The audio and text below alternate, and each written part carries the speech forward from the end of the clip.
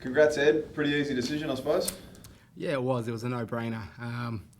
Ever since I moved across, I love the club, love the supporters, love the players at the group and the coaching staff. So it was a pretty easy decision for me. I sat down and spoke to my wife Anna, and I spoke to a few people at the club that I trust, and Tate Kazler and David Teague. So it was a pretty easy decision.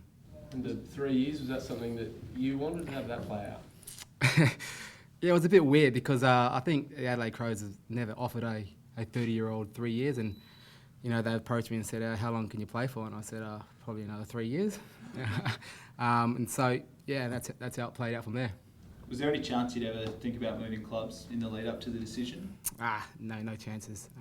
I grew up bragging for the Adelaide Football Club, and I will end my career here. What was the biggest decision that influenced you to stay? Was there one specific factor? No, there was a lot. I guess the playing group that we have now, and I'm here for another 4 years. I've got this year and then 3 on top of that. So I think that we could, have a chance to win a premiership, and I guess that's what every kid's dream is, to play in a premiership and win one. So I think our group's got that, and I'm really looking forward to the future ahead. Speaking of premierships being the kind of main goal, do you have any other personal goals for the rest of your career in Adelaide? No, it's probably just to get the best out of myself, and even if you don't, win a premiership, just knowing that you've been the best that you could be is probably, I'll be happy with that. What is it about this place that's let you become the best that you can be? Because you were good at Carlton, but you've gone to a different planet here. I guess it's the culture as well. With the boys that we have here, everyone makes you feel at home, and I guess most of the boys here are from interstate as well, so very home environment around here, and we really look after each other. And I guess coming here and playing down that forward line that we have, it's an exciting forward line, playing with Tom Lynch, Taylor Walker, Josh Jenkins and Charlie Cameron. So, those guys there get the best out of me as well. So I probably wouldn't be as good as I am if it wasn't for those guys. Are you the most popular man in Adelaide, Ed? No, I wouldn't say that. Nah, I think I would say Taylor Walker or Rory Sloane.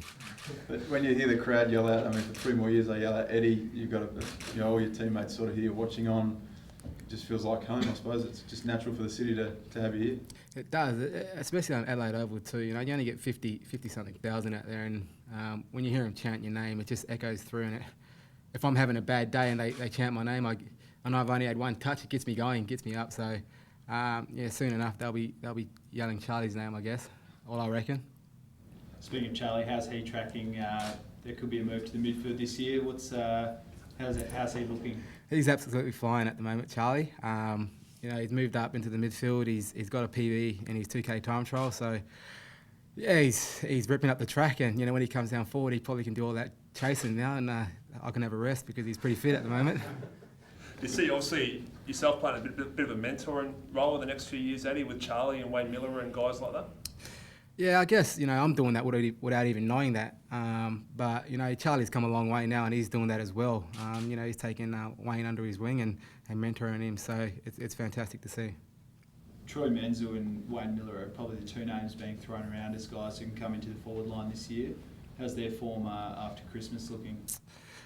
They're great. Wayne's still off the track at the moment. He's doing some running on the sidelines, so he's got a slight setback with his knee, but he's coming back into drills, which is great. And Troy's absolutely flying. His running's picked up from last year, but it's pretty hard to get into that forward line unless someone gets injured. So if we have them guys firing underneath us, it puts pressure on us. But a couple of the younger boys that you picked up at the end of last year, now that you've had a bit of time to see them on the track and how they perform, how do you rate the draft from the Crows last year?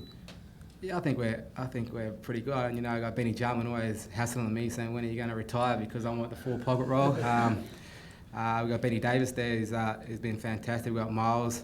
We got Big Elliot to help source out in the ruck. So I think we've done pretty well.